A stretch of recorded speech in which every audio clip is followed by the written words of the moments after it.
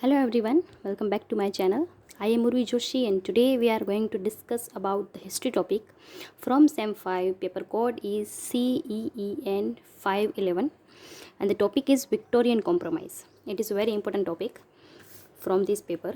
So in this video lecture we will discuss introduction, meaning, definitions, characteristics of Victorian Compromise and the prominent writer with their important works. So without any further delay, let's move on to the video. So Victorian Compromise. Victorian means a region of Queen Victoria and compromise means settlement. Right? Now the question is, કેવું કયું settlement Victorian એજમાં થયું હશે? Right, તો queen Victoria જે છે એમના હાથમાં શાસન હતું. એ સમયગાળા દરમિયાન એવું થાય છે કે ઇન્ડસ્ટ્રીયલાઇઝેશન થાય છે. ઇન્ડસ્ટ્રીયલાઇઝેશનનો મતલબ ઔદ્યોગિક ક્રાંતિ થાય છે. રાઈટ, તો ઔદ્યોગિક ક્રાંતિના કારણે ઘણી બધી વસ્તુઓ થાય છે, જેમ કે લોકો જે છે એમના ગામડા છોડી અને શહેરમાં આવે છે. તો એમના પાસે રહેવા માટે ઘર નથી હોતું. So cities become the full with the slums. Okay, બધા લોકો ઝૂંપડપટ્ટીની અંદર ઝૂંપડપટ્ટી એરિયા જે છે એમનો વિસ્તાર થવા લાગે છે. જે નાના નાના ઉદ્યોગો હોય છે એ પડી ભાંગે છે. આનાથી પહેલે કેવું હતું કે લોકો જે છે એ રિલિજનમાં માનતા હતા, બટ ઘણી બધી સાયન્ટિફિક ડિસ્કવરી થઈ જેના કારણે લોકોને વિજ્ઞાનની સમજ આવી. હવે જેવી વિજ્ઞાનની સમજ આવી એટલે લોકો તર્ક કરવા લાગ્યા. હવે આ તર્ક કરવાથી શું થશે કે જે ધર્મનું પલડું છે એ થોડુંક નીચું આવી જાય છે. રાઈટ, તો આવા બધા કોમ્પ્રોમાઇઝીસ થાય છે. કોમ્પ્રોમાઇઝનો મતલબ થશે સેટલમેન્ટ. અહીંયા સેટલમેન્ટનો મતલબ એવું કોઈ નથી થતો કે 2 કે 3 લોકો વચ્ચે કોઈ આર્ગ્યુમેન્ટ હતી અને એને લોકો સેટલ કરે છે. નો, ગ્રેડ્યુઅલી લોકો જે છે એને એક્સેપ્ટ કરતા જાય છે. રાઈટ, તો કોમ્પ્રોમાઇઝ થાય છે between the science and religion, compromise between the royalism and democracy, compromise between the rich and poor. આ બધાએ વચ્ચે જેટલા પણ પ્રોબ્લેમ્સ હોય છે એ ધીરે ધીરે એ લોકો સોલ્વ કરતા આવે છે, which is known as a Victorian compromise. Okay, I hope તમને સમજાણું હશે. ચલો હવે introduction. Victorian compromise isn't mean only the reign of Queen Victoria. રેજિનનો મતલબ થશે સમયગાળો, શાસનકાળ. બરાબર, શુદ્ધ ગુજરાતીમાં આપણે કહીશું શાસનકાળ. Where we found a discontentment in life, but it is a time when a people dwelling between the science and religion, between the imagination and reality, between rich and poor, between royalism and democracy. And these are the characteristics of Victorian compromise. Right, તો Victorian કોમ્પ્રોમાઇઝનો મતલબ એવું નથી થતો કે માત્ર queen વિક્ટોરિયાનું શાસનકાળ, but અહીં થાય છે કે લોકો જે છે એ ડ્વેલ કરે છે. ડ્વેલ મતલબ સ્ટ્રગલ કરવું, બંને વચ્ચે ફરવું. સ્ટ્રગલ ચાલે છે લોકો સાયન્સ અને રિલિજનની વચ્ચે, ઇમેજિનેશન અને રિયાલિટીની વચ્ચે, રીચ અને પુઅર, રોયાલિઝમ અને ડેમોક્રેસી. આપણે ઘણી વખત થાય ને કે આ સારું કે પેલું સારું. રાઈટ, તો એને કહેશું ડ્વેલિંગ, કે આપણે કરી ન શકતા હોય. Indecisiveness, to be or not to be. બરાબર, ડિસકન્ટેન્ટમેન્ટનો મતલબ થશે અસંતોષ, કે એક અસંતોષની લાગણી હતી.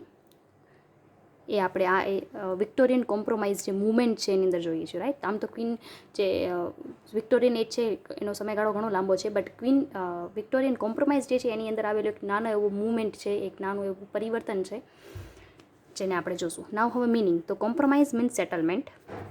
Victorian means the reign of Queen Victoria. Right, so it is a settlement of people during the thrown of Queen Victoria. તો આપણે કહી શકીએ કે વિક્ટોરિયન કોમ્પ્રોમાઇઝનો અર્થ એવો થાય છે કે ક્વીન વિક્ટોરિયાના શાસનકાળ દરમિયાન જેટલી પણ પ્રોબ્લેમ્સ હતી એ લોકોએ કેવી રીતે સેટલ કર્યું. રાઈટ, કેવી રીતે લોકોની વચ્ચે સેટલમેન્ટ થયું, તો એને આપણે વિક્ટોરિયન કોમ્પ્રોમાઇઝ કહી શકશું. રાઈટ, હવે આની અંદર જ તમારે લખવાનું છે the term Victorian compromise coined by G.K. Chesterton, who is known as the Prince of Paradox. પેરાડોક્સનો મતલબ થશે વિરોધાભાસ. એટલે આ આપણે એમસીક્યુમાં આવી શકે એવું છે, અથવા એક 1 માર્ક્સમાં, કે કોણે વિક્ટોરિયન કોમ્પ્રોમાઇઝ વર્ડને બનાવ્યું. કોઈન કરવું એટલે બનાવવું. તો આ જે શબ્દ છે એ કોણે બનાવ્યું, આપણે એમસીક્યુમાં આવી શકે એવું છે. તો આ મિનિંગની સાથે જ તમારે લખી દેવાનું છે. તેન ડેફિનેશન અહીં લખશું આપણે. એટલે આપણે ક્વેશ્ચન લખશું ત્યારે શું કરશું, પહેલાં ઇન્ટ્રોડક્શન, દેન મિનિંગ, એના પછી ટર્મ કોણે કર્યું એ, એના પછી definition and then characteristics. Okay, so Victorian compromise refers to the contradiction between the progress brought on by the Industrial Revolution and poverty, disease and suffering felt by the working classes as a result of this progress.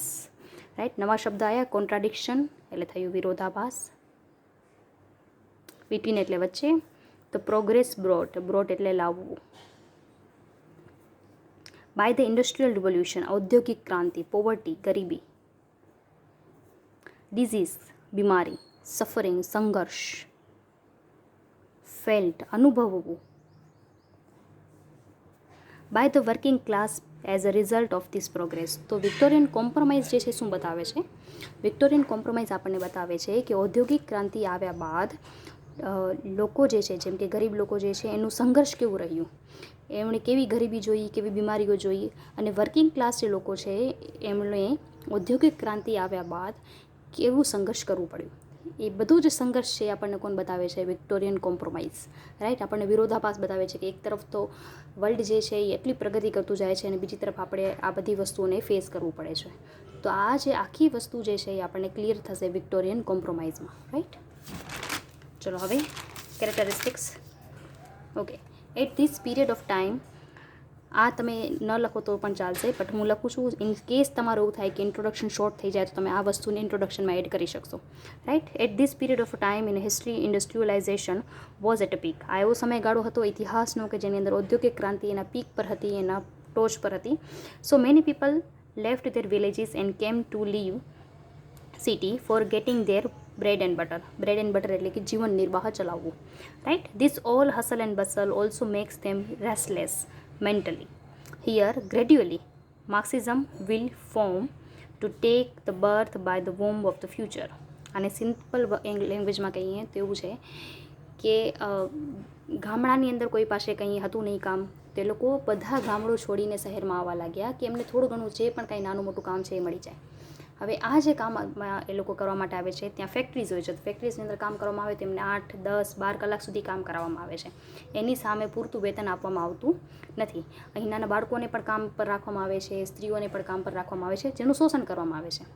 Okay, તો આ જે વસ્તુ છે એની અંદર સંઘર્ષ આવે છે. કોનો? માલિક અને મજૂરનો સંઘર્ષ. તો આપણે એમ કહી શકીએ કે આ વિક્ટોરિયન એજ જે છે, વિક્ટોરિયન કોમ્પ્રોમાઇઝ જે છે, આ જ મુવમેન્ટની અંદર માર્ક્સિઝમ જે આપણને ઇન ફ્યુચર આવશે એના સીડ્સ જે છે, એના બીજ જે છે એ અહીં જ જોવા મળે છે. કેમ કે કાર્લ માર્ક્સ એની વાત કરી છે મજૂર અને માલિકના સંઘર્ષની. તો મજૂર અને માલિકના સંઘર્ષ ક્યારે આવશે? જ્યારે કોઈ એના પાસે મજૂરી કરશે. મજૂરી ક્યાં કરશે? તો શહેરોમાં. Right, okay. Now the characteristics. So compromise between the rich and poor or poor and rich. તો આ બંને વચ્ચેનો કેવી રીતે કોમ્પ્રોમાઇઝ થાય છે? Compromise between poor and rich is the prominent thing during this age. આ એક નામ અધૂરું છે. Robert, okay, I will fill this. The father of English socialist appear on the stage and tries his best for the welfare of the workers. As a result, many factories were passed by the parliament which minimized the working hour and also made some provision. Provision નો મતલબ થશે rules, નિયમો, કાયદાઓ. To improve the condition of factory workers. હવે આ કોમ્પ્રોમાઇઝમાં શું થાય છે કે આ સૌથી પ્રોમિનન્ટ એટલે સૌથી મુખ્યની વસ્તુ છે કે જે આપણે પાસે આવે છે, કેમ કે મજૂર અને માલિક આ બંને વચ્ચે સંઘર્ષ ચાલતો હોય છે. ત્યારે રોબર્ટ જે છે એ સ્ટેજ મતલબ કે એ સૌથી આગળ આવે છે અને જેટલી પણ પ્રોબ્લેમ્સ હોય છે એને સોર્ટ આઉટ કરવાની કોશિશ કરે છે. એ સમયગાળા દરમિયાન જેટલી પણ ફેક્ટરીઝ હોય છે એને પાર્લામેન્ટના નિયમોમાંથી પસાર થવું પડે છે. ઇન શોર્ટ કે પાર્લામેન્ટ પાસેથી એમના અમુક જે ડોક્યુમેન્ટ્સ હોય છે એ બધું બતાવવું પડે છે. અને અહીં જ એમ લોકોએ મતલબ કે પાર્લામેન્ટ દ્વારા એ રૂલ્સ બનાવવામાં આવ્યું કે જે ફેક્ટરીના વર્કિંગ આવર્સ છે, જે 12 કલાક કે 14 કલાક છે, એને ઘટાડીને ઓછા કરવામાં આવે. બરાબર, તો આ એક પ્રોવિઝન જે છે આના દ્વારા બનાવવામાં આવ્યું. તો આના શું થયું કે આ બંને વચ્ચે જે સંઘર્ષ હતું એ પૂરું થયું. કેવી રીતે? કેમ કે ફેક્ટરી વર્કર્સ જે હતું એની ફેવરમાં કોઈ નિર્ણય લેવામાં આવ્યો. તો એ લોકો બંને વચ્ચેનું જે સંઘર્ષ છે પૂરું થયું. તો આ કોમ્પ્રોમાઇઝ જે છે એ સેટલમેન્ટ થઈ ગયું. રાઈટ, એના પછી છે compromise between the royalism and democracy. રોયાલિઝમનો મતલબ થશે રાજાશાહી. ઓકે, ડેમોક્રેસીનો મતલબ થશે લોકશાહી, જે આપણે સૌ જાણીએ છીએ. હવે આની અંદર કેવું થશે કે અમુક લોકો એવા છે કે જેણે ઓલરેડી પહેલે લોકશાહીનો સ્વાદ ચાખ્યો છે. રાઈટ, પ્યુરિટમ આપણે જે આવી હતી એજ એજ ઓફ પ્યુરિટન, તેની અંદર આપણે સૌ જાણીએ છીએ કે એ સમયે લોકશાહી હતી. તો અમુક એવા લોકો છે કે જેની ફેવરમાં છે, પણ અમુક લોકો એવા હતા કે જે લોકો પ્યુરિટનથી બહુ ત્રાસી ગયા હતા અને રેસ્ટોરેશન એજ એ લોકો પાછી લઈ આવ્યા. રાઈટ, હવે રેસ્ટોરેશન એજની અંદર પણ આપણે જોઈએ છીએ કે વિગ અને ટોરી પાર્ટીની વચ્ચે સંઘર્ષ ચાલતો જ હોય છે, કન્ટિન્યુઅસલી ચાલતું હોય છે. અને લિટરેચર જે છે એ વખતે બહુ નીચા લેવલનું લખવામાં આવે છે. હવે અહીં પણ પાછું એવું જ થશે. અમુક લોકો એવા છે જે એવું માને છે કે રાજાશાહી જ હોવી જોઈએ અને અમુક લોકો એવું માને છે કે ના, લોકશાહી જ હોવી જોઈએ. તો આ બંને વચ્ચેનો compromise. So in Victorian era democracy was accepted as a political policy. તો પોલિટિકલ પોલિસી અનુસાર ડેમોક્રેસી જે છે એને એક્સેપ્ટ કરવામાં આવી હતી. As a result new improvement become possible. આના કારણે નવા ઇમ્પ્રુવમેન્ટ જે છે એ પોસિબલ બન્યા.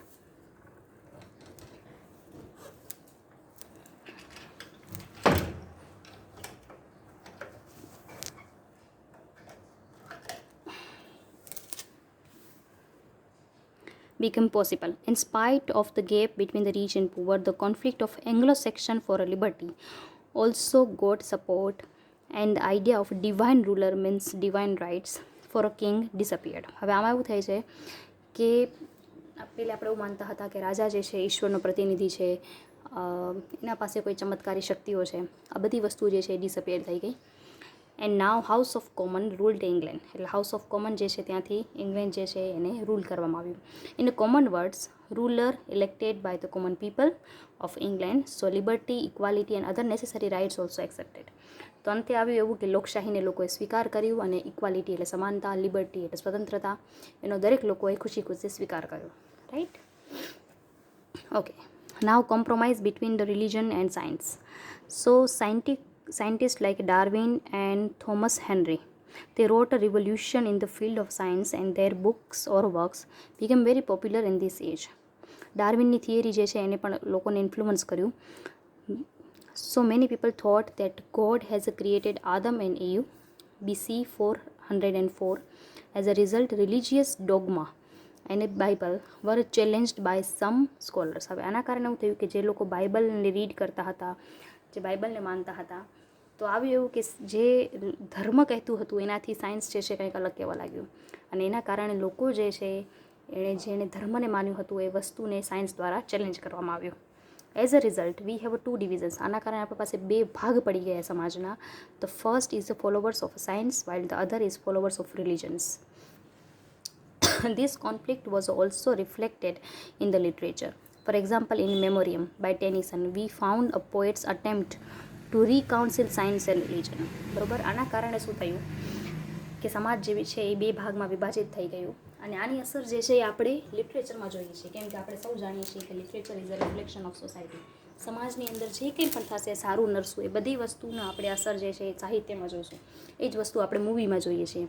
અને એના જ કારણે ઇન મેમોરિયમ જે પોએમ છે બાય અલ્ફ્રેડ ટેનિસન, એની અંદર પોએટ જે છે ક્યાંક એવું બતાવે છે કે રીકાઉન્સિલ કરાવે છે સાયન્સ અને રિલિજનને, બંનેનું પેચઅપ કરાવવાની કોશિશ કરે છે.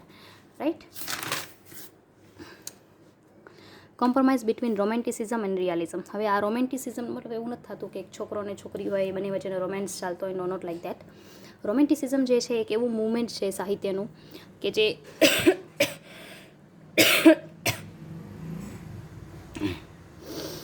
જે ઇમેજિનેશન પર ચાલે છે. રિયાલિઝમ જે છે એવું છે કે જે માત્ર રિયાલિટી પર ચાલે છે. રાઈટ? એ રિયાલિટી બતાવશે. ઇમેજિનેશન જે છે, રોમેન્ટિસિઝમ છે એ ઇમેજિનેશનને બતાવશે. તો એનો મતલબ શું થયું કે રોમેન્ટિસિઝમ જે છે એ ઇમોશન્સને માને છે. એવું માને છે કે સ્પોન્ટેનિયસ ઓવરફ્લો, મતલબ કે તમારી અંદરથી કંઈક લાગણીનો ઉભોટો આવી જાય અને તમે ક્યારેક કવિતા લખી દો, તો it is a part of romanticism. Right? Realism જે છે એ ઇન્ટેલેક્ટ, બુદ્ધિથી કામ લે છે. ઓકે? તો આ બંને વસ્તુ આપણા પાસે આવીને ઉપર જશે. તો હવે આ વખતે શું થાય છે, આ બંને વચ્ચે કોમ્પ્રોમાઇઝ થાય છે. So during the age of romance, writer live in the lap of mother nature. આ સમય એવું હતું romance during the age of romanticism કે રાઇટર જે છે એ મધર નેચરની જ વાત કરતા, એની ખૂબસૂરતીની જ વાત કરતા હતા. And the poet presents there imagination which is ivory tower. Ivory tower જે છે ટર્મ યુઝ કરીએ છીએ આપણે ઇમેજિનેશનને બતાવવા માટે કરીને. બટ ઇન વિક્ટોરિયન એરા રિયાલિઝમ કેમ into existence, specially in the field of novel અને પ્રોઝ. સ્પેશિયલી આપણે નોવેલ અને પ્રોઝની અંદર જોઈએ છીએ કે લોકો હાર્શ રિયાલિટી બતાવે છે, ગજબની. બરાબર? But we have a writers like Charles Dickens, Thackeray, Benjamin, who shows the harsh reality through their works, for example in which Oliver Twist and Hard Times are the perfect example of realism literature during the Victorian age. Victorian એજની અંદર એવા ઘણા લોકો આવી જશે કે જેને એમ થઈ જાય છે કે પૈસા છે તો બધું છે. રાઈટ? અને આ વસ્તુને એ લોકો એના વર્કની અંદર બતાવે છે. જેમ કે હાર્ડ ટાઈમ્સ છે એની અંદર આપણે આ જ વસ્તુ જોઈએ છીએ કે સૌથી જે મેઇન હીરો છે એક જ વસ્તુ સમજાવે છે એના બાળકોને કે ફેક્ટ ઇઝ એવરીથિંગ, તો ઇમોશન્સ ઇઝ નથિંગ. એના કારણે એના બાળકો જે છે અંદરથી ઇમોશનલેસ થઈ જાય છે. આગળ જતાં એ લોકોને એના લાઈફને જેટલા પણ ડિસિઝન લેવાના આવે છે બધા ફેક્ટ બેઝ લે છે અને આગળ જતાં પસ્તાય છે.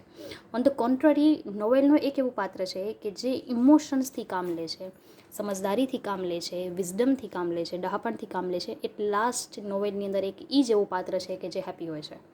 ઓકે, એના પછી છે મટીરિયલ પ્રોસ્પેરિટી. દરેક લોકો જે છે એ વિક્ટોરિયન એજની અંદર ઇન્ડસ્ટ્રીયલાઇઝેશન આવ્યું એટલે પૈસા આવ્યા તો કમ્ફર્ટ જોશે આપણને, રાઈટ. તો દરેક લોકો જે છે એ ક્યાંક ને ક્યાંક મટીરિયલ પ્રોસ્પેરિટીની પાછળ ભાગે છે. દરેક લોકો સારું ઘર, સારી ફર્નિચર એ બધી વસ્તુની પાછળ ભાગતો હોય છે. જે રીતે આપણે જોઈએ છીએ નેવર નેસ્ટની અંદર, રાઈટ, જેક જીલ ની લાઈફસ્ટાઈલ આપણને બતાવે છે ઇન્સ્ટોલમેન્ટવાળું. એ વસ્તુ અહીં જોવા મળશે આપણને. So material prosperity. Thomas Carlyle rejected Victorian life while Trollope, આ બધા આગળ આવશે આપણા પાસે writer, Trollope accepted Victorian compromise, but it is less doubt that the Victorian age was the age of material prosperity. Steam engine took a place of water power. So coal mine becomes a gold mine. બરાબર, gold mine એટલે કોલસાની ખાણો, mine એટલે ખાણ, call એટલે કોલસો, થયું કોલસાની ખાણ. ગોલ્ડ માઇન એટલે સોનું ખાણ, સોનાની ખાણ.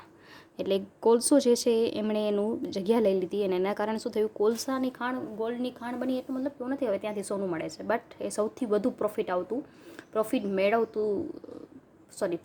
આવતું ફિલ્ડ બની ગયું. Okay, woman and children were employed in the industry and there were forced to work of 10 to 12 hours like a slaves. મજૂરોની જેમ એના પાસેથી 10 થી 12 કલાક બાળકો અને સ્ત્રીઓ પાસેથી પણ કામ લેવામાં આવતું, એમને મજબૂર કરવામાં આવતું. So England become rich with the income of cotton industry. England જે છે અત્યારે હવે રિચ બન્યું કોટન ઇન્ડસ્ટ્રીના કારણે.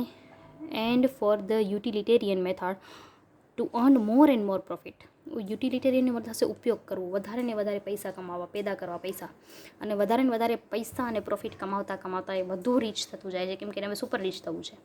લેબરર forced to buy the tommy shop run by industrial houses. જેટલી પણ વસ્તુઓ હોય એ એક નક્કી કરેલી દુકાન હોય તેના પાસેથી લેવા માટે ફોર્સ કરવામાં આવતું. સ્મોલ ન્યૂ ઇન્ડસ્ટ્રીઝ વર બ્રોકન ડાઉન. જે વસ્તુ આપણા ભારતમાં પણ થઈ હતી કે મોટા ઉદ્યોગો આવવાના કારણે આપણે નાના ઉદ્યોગો જે હતા એ પડી ભાંગ્યા. ગામડાના જે ઉદ્યોગો હતા, ગ્રામ ઉદ્યોગ, એ પડી ભાંગ્યા અને લોકોને મજબૂરીમાં પોતાનું ગામડું છોડીને શહેર આવવું પડતું હતું, રાઈટ. આ બધી વસ્તુ આપણે સામાજિક વિજ્ઞાનમાં ભણી ગયા છીએ અને આ જ સેમ વસ્તુ અહીં છે. And they have to leave આ વાળું લીવ હશે, આ લીવ છોડવું. Leave their village for the survival એટલે રોટી કમાવવું. And this way cities were become full of slums and this way material prosperity increased during this time which gave birth to the exploitation of the workers. અને આ કારણે જેટલા પણ workers હતા એમના સાથે નાઇન્સાફી થતી હતી. પ્રોમિનન્ટ રાઇટર્સ આપણા પાસે છે થોમસ કાર્લિલ, ગો બેક ટુ ઓટોક્રેસી. આ ફ્રેઝ જે છે એ આણે આપ્યું, આપણે એમસીક્યુમાં આવી શકે એવું છે એટલે મેં બાજુમાં લખ્યું છે. Anthony Trollope, Alfred Tennyson and Matthew Arnold. Okay, the first one is Thomas Carlyle. He attacked Victorian life. It is love for materialism, pretension and mechanical religious in harsh manner. He criticized the democracy form of government and that's why he cries out, go back to autocracy. અને એટલે જ એણે કહ્યું કે રાજાશાહીમાં જાઓ પાછા, લોકશાહીમાં નથી કંઈ મજા, બરોબર. He believed that poverty of masses and labor's exploitation can only be removed with the imitation of the past or middle age. કારણ કે માત્ર અત્યારની પ્રોબ્લેમને જોઈને એવું થતું હતું કે પહેલાંના સમયમાં આ પ્રોબ્લેમ નહોતી, કેમ કે રાજાશાહી હતી, ઇન્ડસ્ટ્રીઝ નહોતી, તો બધા લોકો હેપીલી એની લાઈફ જીવતા હતા. તો હવે જો આપણે પાછું ફરીથી ખુશ રહેવું છે તો બેટર છે કે આપણે પાછું પહેલે જે જીવન જીવતા હતા એને ઇમિટેટ કરીએ મતલબ કે કોપી કરીએ, નકલ કરીએ. તો એનું કહેવાનું મતલબ એવું હતું કે જો કદાચ આપણે પાછું પહેલાં જેવું જીવન જીવશું તો બધું બરોબર થઈ જશે, બટ એ ફ્યુચરને ક્યાંય જોઈ રહ્યા ન હતા, રાઈટ.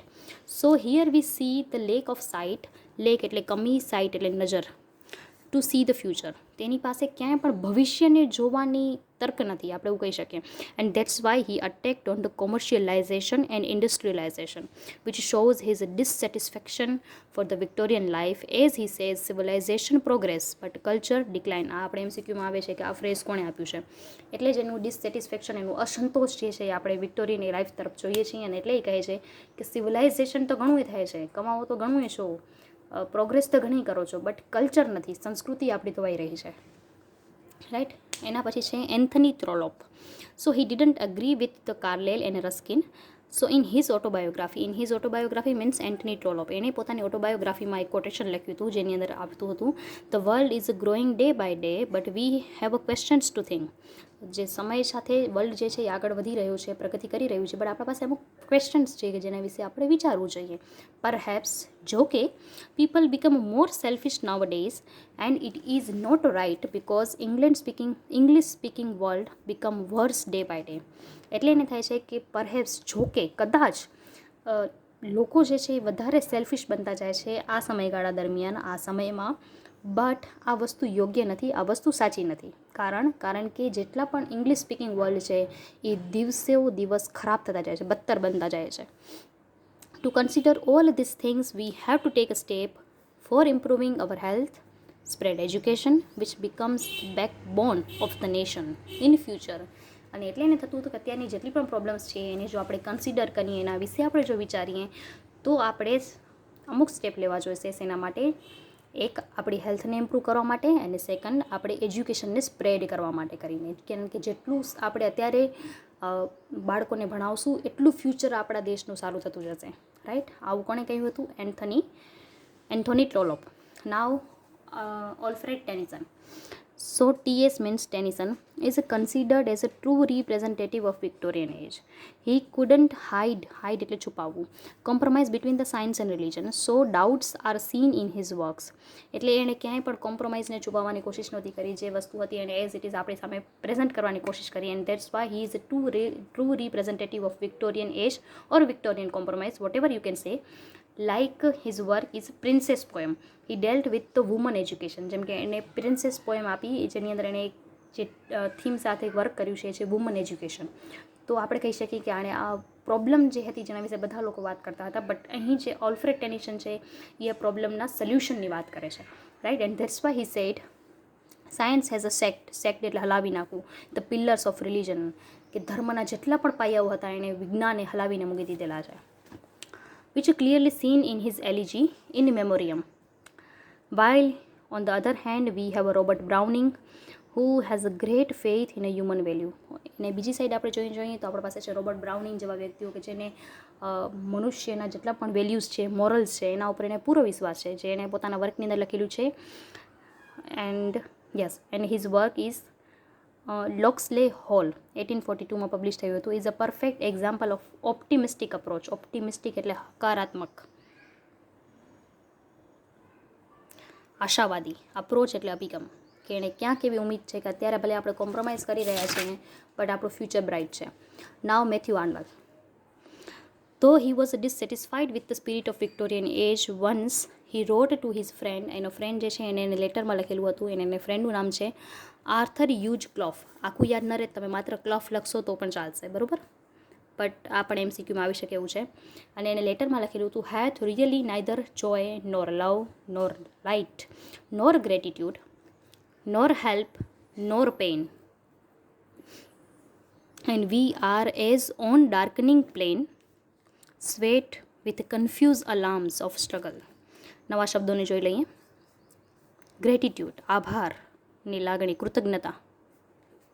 શુદ્ધ ગુજરાતી થશે કૃતજ્ઞતા. ડાર્કનિંગ એટલે અંધારું, ડાર્ક એટલે અંધારું, ડાર્કનિંગ એટલે અંધકારમય.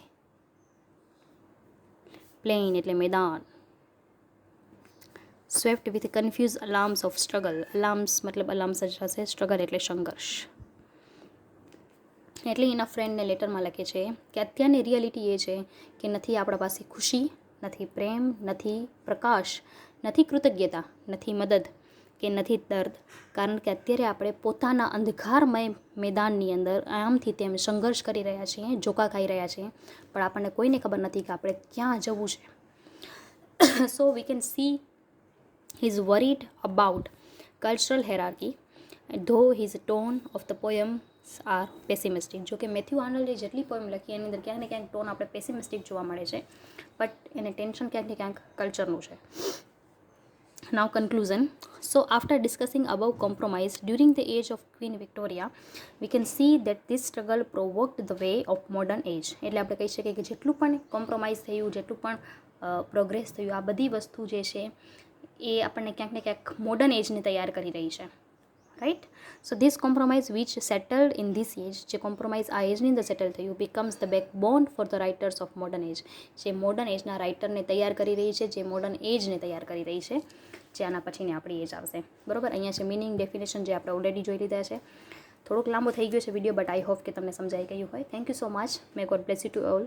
If you haven't subscribed to my channel, then do subscribe to it and hit the bell icon so that you will be notified whenever I upload the video. And yes, if you have subscribed to my channel, then thank you so much. May God bless you to all. Bye bye. Take care. આભાર. ધન્યવાદ.